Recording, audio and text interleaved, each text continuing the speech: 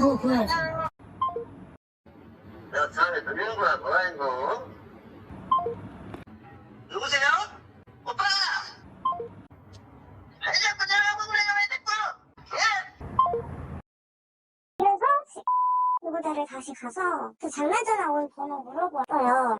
제가 임원으로 부재중에 왔다고, 혹시 여기 업무폰인가 해서 물어보러 왔다고. 근데 확인을 하시더니 예 맞네요, 업무폰 맞네요. 자, 어느 날 새벽 줄기차게 걸려온 의문의 전화 때문에 너무 큰 스트레스를 받으셨다. 네, 제보자는 충남 천안에 사는 30대 여성인데요. 지난 16일 새벽 6시 29분부터 약 30분 동안 같은 번호로 13통의 전화를 받았습니다. 이 통화 중이거나 전원이 꺼져 있을 때 걸려온 것까지 포함하면 총 16통입니다.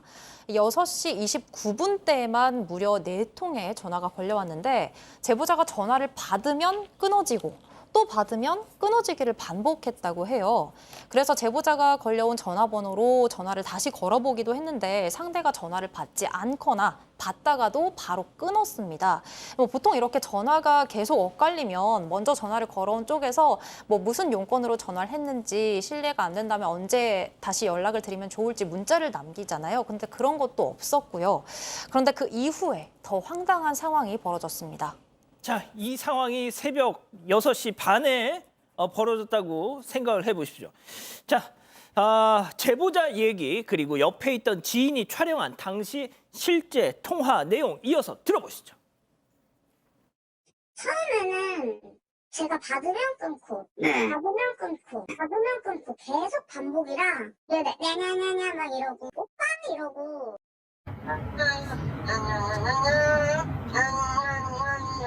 그거 보여야지.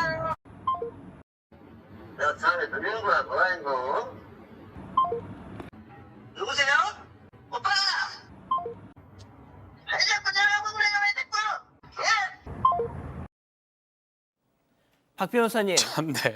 냐냐냐냐가 뭐예요? 그러게요. 처음 들어봤어요. 냐냐냐냐냐. 한국말인데 이상하죠. 그 예전에 채연 씨 노래 그거 나죠. 그건 나구나. 냐냐냐가 나나나인데 그러네. 어쨌든 이 의문의 남성이 이상한 음성에 이상한 목소리, 실제로 새벽에 전화가 왔고요. 말씀처럼 계속 아주 수십 통, 열 몇 통 전화가 왔기 때문에 장난전화를 의심하면서 지인한테 이걸 좀 찍어두라, 영상을 촬영해달라고 했고요. 그 촬영했으니까 이게 좀 남았습니다. 보면 전화를 하다 보면 본인이 먼저 끊어버리기도 하고 중간에 나오는 게 냐냐 나나나가 이거 냐냐냐냐냐 뭐 이렇게 이상한 말을 또 하면서 끊어버리기도 하고, 남자인데 분명히 남자인데 오빠 이러면서 또 끊어버리기도 하고요. 그 전화를 또 걸면 왜 자꾸 전화 거냐 호통치면서 자기가 또 끊어버리기도 합니다. 자기가 전화했잖아요. 예, 그 뒤에는 어떤 여성들이 웃는 모습 들려서 이 제보자 입장에서는 나를 희롱하는 거 아니냐 이렇게 느꼈다고 합니다.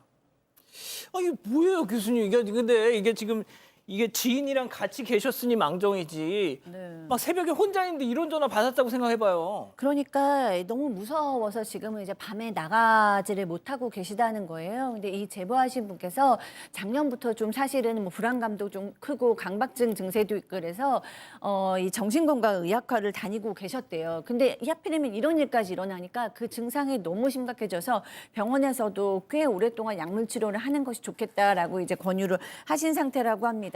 언제 또 이런 전화가 올 줄 모르고 내 주변에 누가 있을지도 모르고 이런 불안감이 가장 힘들다고 하셨습니다. 자, 그렇다면 대체 누가 왜 이런 전화를 걸었는지 알아내야겠죠. 자, 이 제보자분은 찜찜하고 불안한 와중에도 뭔가 짚히는 게 있었다고 합니다. 체크포인트 짚어보죠. 경찰 번호요? 직접 들어보시죠. 그 느낌이 있잖아요. 제가 전화 올 데가 없거든요. 여기 천안에 이사 온 지도 얼마 안 됐어요. 그럼 경찰이겠죠? 제 신상정보 받아가신? 그래서 누구들을 다시 가서 그 장난 전화 온 번호 물어봤어요. 제가 임원으로 부재중에 왔다고, 혹시 여기 업무폰인가 해서 물어보러 왔다고. 근데 확인을 하시더니 예 맞네요, 업무폰 맞네요.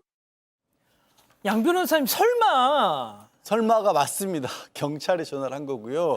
이게 어떻게 된 거냐면 이 새벽 시간대 전에 밤에 그러니까 지인들하고 술자리에서 약간 폭행 사건에 휘말렸다라고 합니다. 그런데 거기 출동한 경찰이 이제 구두로 일단 조사를 좀 했대요. 참고인 조사를 했어. 근데 그때 이제 인적사항을 물어봤을 거 아니에요. 이름이며 연락처며. 근데 그게 좀 다소 고압적으로 느껴져서 아니 지금 경찰분은 성함이 어떻게 되냐고 이름을 물었는데 가르쳐 주지를 않았답니다. 그래서 이 제보자가 112에 민원으로 아니 경찰이 와서 뭐 이렇게 물어가는데 이름도 안 가르쳐 주더라 이렇게 민원 제기를 했대요. 그런 다음에 새벽 시간대 몇 시간 뒤에 새벽 시간대에 전화가 걸린 겁니다. 그래서 느낌이 이상해서 이분이 실제로 이제 근처 지구대를 찾아간 겁니다. 예. 이러이러한 번호로 전화가 왔는데 이거 경찰 전화번호 맞냐라고 하니까 지구대에 있던 경찰분이 업무용 전화번호가 맞다라고 했는데 이게 교대 근무가 끝나서 정작 전화를 건 당사자는 만나지 못했다고 합니다. 아, 교수님 이게 무슨 이런 일이 있어요, 진짜? 그러니까요. 공무원이고 이제 공권력을 가지고 있는 분이 감정적으로 지금 이 업무용 휴대폰을 사용했다라는 건데요. 일단 제보자는 이게 경찰의 업무용 휴대폰인 거를 확인했기 때문에 그 장량거즈 전화를 건 사람이 근무할 때쯤 전화를 해봤다고 합니다. 그런데 받지를 않았대요. 그래서 결국에는 그 다음 날 지인과 함께 해당 지구대를 찾아갔어요. 그러면서 장난 전화를 건 장본인을 찾았습니다. 만났습니다.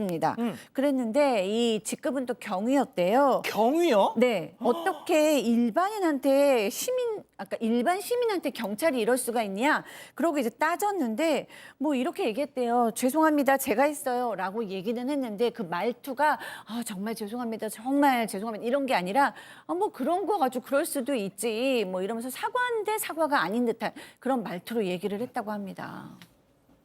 자, 그리고 또 이런 얘기도 했어요. 그 박 변호사님. 예. 아까 저희가 제일 궁금했던 게 그 냔냔냔냐잖아요. 네.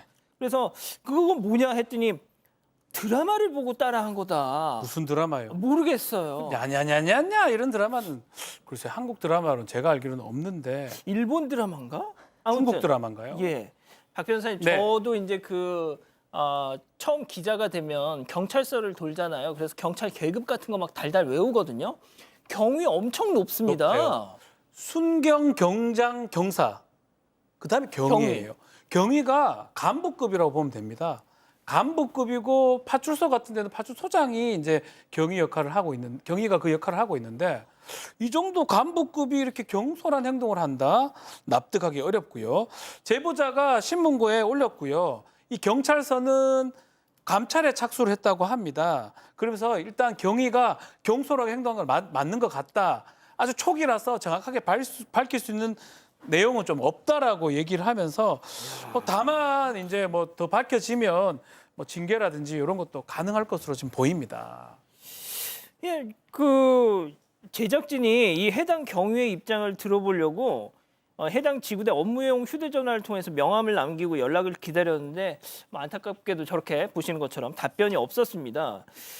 양 변호사님, 좀 마지막으로 좀 한 말씀 해주시죠. 글쎄요, 저게 만약에 거꾸로 민원인이 저런 식으로 전화를 했으면 공무집행 방해로 맞다. 처벌을 받을 수도 있는 진짜. 사안이거든요. 굉장히 심각한 잘못을 저지른 겁니다. 지금이라도 이 지금 방송을 보고 아시게 된다면 피해자에게 정말 바짝 엎드려 사과하고 용서를 빌기 바랍니다. 그것만이 오히려 우리 경인님에게 크게 도움이 될 수 있는 유일한 방법입니다. 그러니까요.